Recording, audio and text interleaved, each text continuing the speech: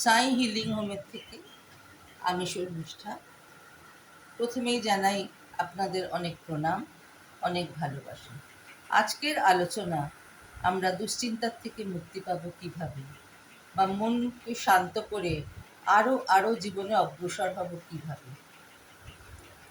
প্রধান কথা হচ্ছে, সমালোচকরা আপনাদের নিন্দে করবেই, আপনাদের, আমার, প্রত্যেকের নিন্দে করবে। এই নিন্দের হাত থেকে পরমহংসদেবও বাদ যাননি, যিশুও বাদ যাননি, তো আপনি তো অতি সাধারণ। আমাদের সারাউন্ডিং, আমরা যাদের সাথে মিশি, তারা হয়তো বিদ্যায় অনেক বেশি বিদ্বান, অনেক বেশি বিত্তমান, তবু তো তারা মানুষ, তারা অত্যন্ত সাধারণ মাপের মানুষ। তাদের নিয়ে আপনি ভাবছেন কেন? ভাবুন তো গাভাস্করের কথা। তিনি যখন পর তিনি যখন হেরে যাচ্ছিলেন, তখন সবাই তাকে বলেছিলেন, এ একদম অপদার্থ, এর দ্বারা কিছু হবে না। এলো বিশ্বকাপের খেলা, তারপরে নিউজিল্যান্ড, পাকিস্তান, প্রত্যেকটি খেলায় উনি জয়লাভ করলেন। ভারতীয় প্রত্যেক ক্রিকেটাররা তাকে প্রচুর সম্মানিত করলেন, এবং সোবার্স তাকে ভারতীয় ক্রিকেটারের গডফাদার বললেন। কিন্তু ভাবুন, সেদিন যদি সমালোচনার ভয়ে, বা উনি হেরে যাচ্ছেন এই ভয়ে, উনি সেই মাঠ পরিত্যাগ করে, ওনার খেলা পরিত্যাগ করে উনি যদি অন্যত্র চলে যেতেন বা অন্য কিছু করতেন, তাহলে আজকের এই গডফাদার উপাধিটা ওনার পাওয়া হতো না। সুতরাং আমরা যা ঘটে গেছে সেদিকে না তাকিয়ে দৃষ্টিপাত করি আগামী দিনের জন্য। আমাদের চারপাশে, আমাদের অফিসে, আমাদের বাড়িতে, স্বামী স্ত্রী, পরিবারের অন্যান্য মানুষজনেরা সবাই যে আমাদের ভালো বলবে, এই কথাটা ভাবা ভুল। তারাও প্রত্যেকে মানুষ, তাদের মধ্যেও লোভ, মোহ, মৎসর্য, কাম, সমস্ত চিত্তচঞ্চলতার সমস্ত উপাদান রয়েছে, আমাদের মধ্যেও রয়েছে। তো এখানে কি করতে হবে? এখানে এই সমস্ত কথাগুলোকে পেছনে ফেলে আপনাকে এগিয়ে যেতে হবে।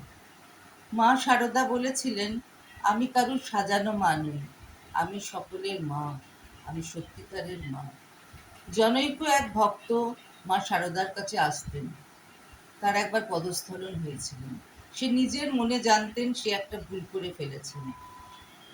মা শারদা এটা লক্ষ্য করতেন যে ও আসছে, কিন্তু আমার কাছে আসছে না। তখন উনি সন্ন্যাসীদের জিজ্ঞাসা করেন যে ও আসছে না কেন? তখন একজন সন্ন্যাসী বলেন, মা, ও জীবনের কোনো কাজে খুব লজ্জিত হয়ে রয়েছে, তাই ও আসতে পারছে না। তখন মা শারদা তাকে ডেকে বললেন, আমি সতেরো মা, আমি অসতেরো মা। কি অসাধারণ কথা বলুন! একটা ছোট্ট কথায় মানুষের জীবনের মোড় ঘুরে যেতে পারে।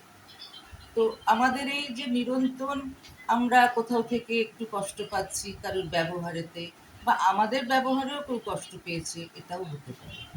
সেই জন্য একটা নির্জন স্থান বেছে নিন, সেখানে বসে, সুখাসনে বসে নিঃশ্বাস নিন। তখন মনে করুন আপনার ইউনিভার্সের মধ্যে যে পজিটিভিটি আছে সেটা আপনি গ্রহণ করছেন। যখন নিঃশ্বাস ছাড়বেন, ভাববেন নেগেটিভিটি আপনি ত্যাগ করছেন। পুনরায় আবার নিঃশ্বাস নিন, পজিটিভিটি গ্রহণ করুন, আবার নিঃশ্বাস ছাড়ুন, নেগেটিভিটি বার করুন। এইভাবে 5 বার করুন।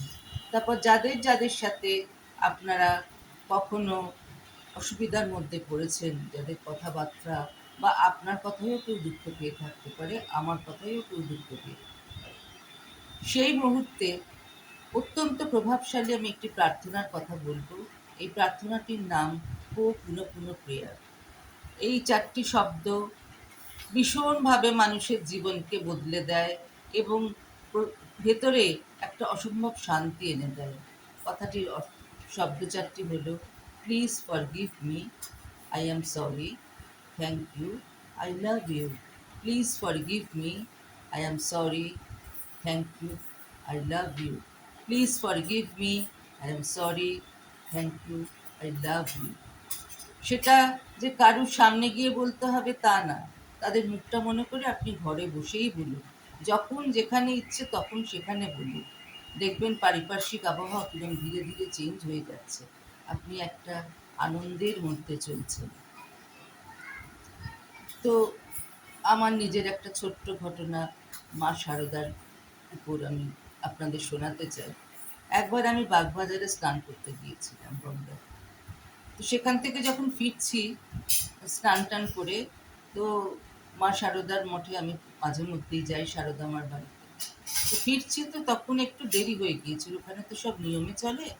তো আমার তখন খুব ক্ষুধা পেয়েছিল। তো আমি ভাবছি যে মার বাড়িতে এলাম, মার প্রসাদ একটু পাবো না।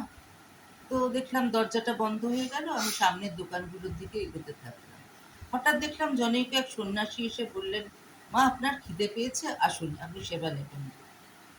সেদিন আমি হতচকিত হয়ে গিয়েছিলাম, মনটা প্রফুল্লতায় ভরে গিয়েছিল।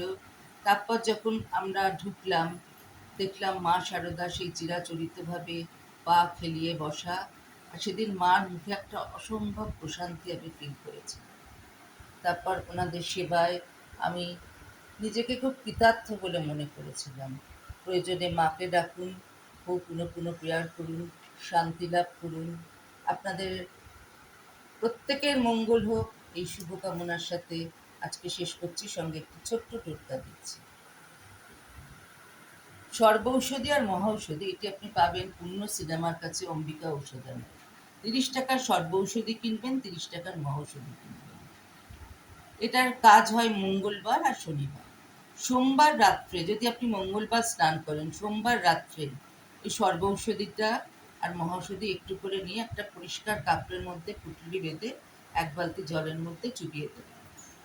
পরিষ্কার করে স্নান করার পর বাড়ির প্রত্যেকেরা ওই 1 মগ করে জল ঢালুন। এতে আমাদের গ্রহের যে বিরূপতা আছে বা কোনো নেগেটিভিটি থাকলে কেটে যায়। তো এটি করে দেখুন, আশা করি ফল পাবেন। প্রয়োজন হলে আমার সাথে যোগাযোগ করবেন। আমি অনেক রকম কোর্স করাই, আর আমি নেগেটিভ অরাও ক্লিন করি, আমি হিলিং দিই।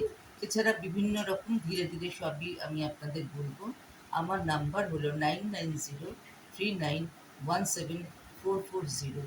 এখন যে যে প্রকার অসুবিধার মধ্যে আছে, সকলের অসুবিধা দূর হোক, প্রত্যেকে শান্তিতে থাকুন, গৃহের ভাণ্ডার পরিপূর্ণ হোক, অর্থের ভাণ্ডার পরিপূর্ণ হোক, সর্বোপরি জ্ঞানের ভাণ্ডার পরিপূর্ণ হোক। হরি ওম তৎসৎ। নমস্কার।